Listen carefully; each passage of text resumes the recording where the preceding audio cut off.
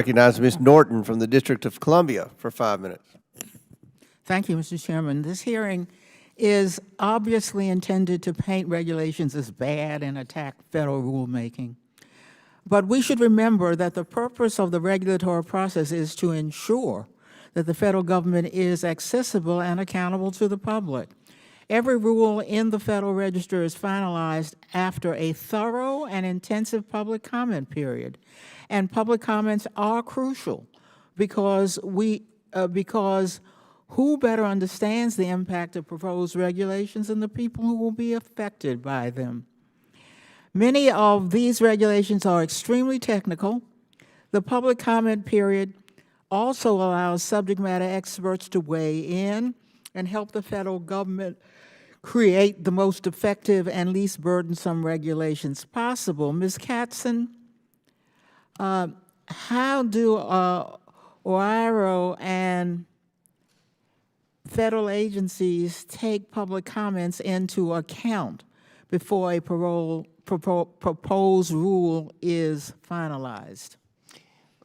Thank you, Ms. Norton, for the question. The APA requires notice and comment, and the courts have been diligent in requiring that the agencies address those comments in the reason and basis for the rule that is finally promulgated. And so when the agencies receive the comments, they have to read them. They have to respond to significant comments. There's a whole case book that I teach on the obligations of the agency to be responsive. And when OIRA is reviewing a final rule, they will often inquire as to how the agency has evaluated the comments that have come in, because that public participation is critical. Ms. Katzen, that's interesting. I wonder if you can give us an example of when an agency significantly changed its final rule because public comments revealed unexpected impacts or burdens on people. There have been many occasions when that has occurred.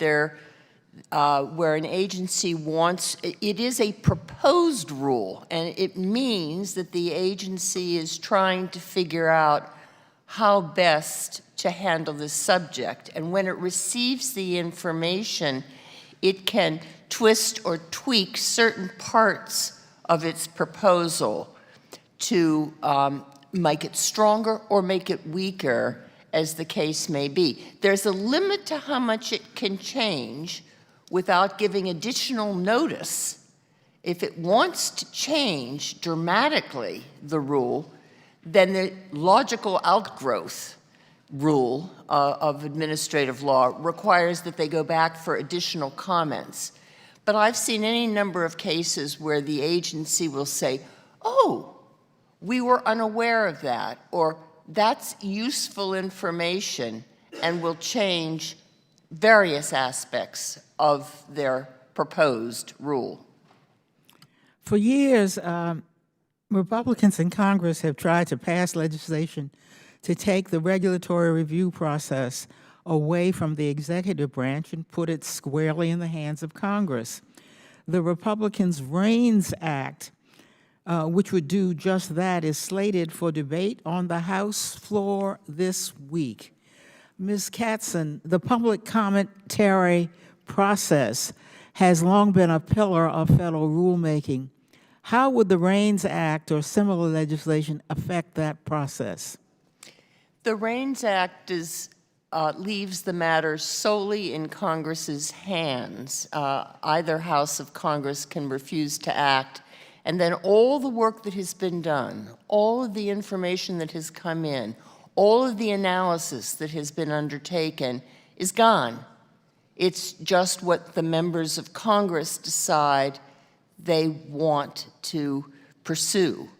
And so the public participation is eliminated for all potential, in reality, and replaced by an up or down, or what may be a non-vote.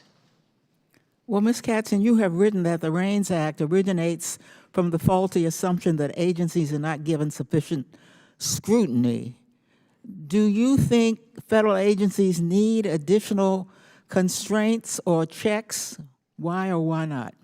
Well, I think, Congresswoman Norton, that there are many tools available to Congress for oversight, for hearings, for inquiries, and that there is not an additional need for additional legislation. One always has to be concerned about the unintended consequences of actions that may be taken.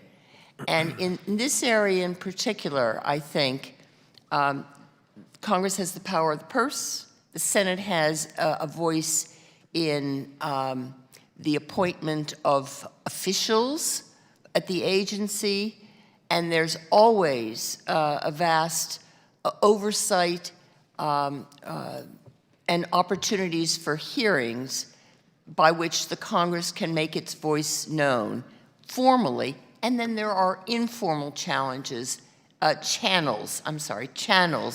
as well, so that I think the REINS Act would be wholly unnecessary and very disruptive. Thank you very much, Mr. Chairman. I Thank yield you, back. ladies.